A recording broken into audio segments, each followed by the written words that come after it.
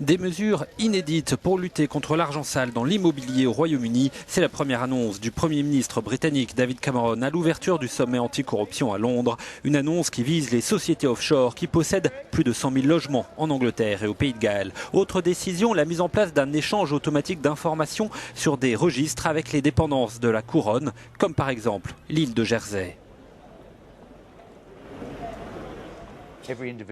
Dès qu'une personne veut ouvrir un compte bancaire à Jersey, cette information sera enregistrée automatiquement dans un registre et communiquée à l'administration fiscale du pays d'origine.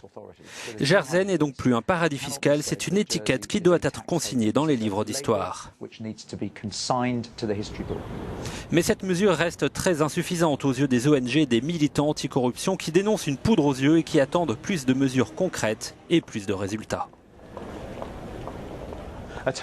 Un paradis fiscal existe pour le bénéfice de personnes qui ne sont pas là physiquement et qui offrent un voile de secret pour vous assurer que personne ne peut être identifié. Voilà ce qu'est maintenant un paradis fiscal et c'est ce que Jersey est en train de faire. Un faible taux d'imposition pour le bénéfice de personnes étrangères pour saper le régime fiscal d'autres pays.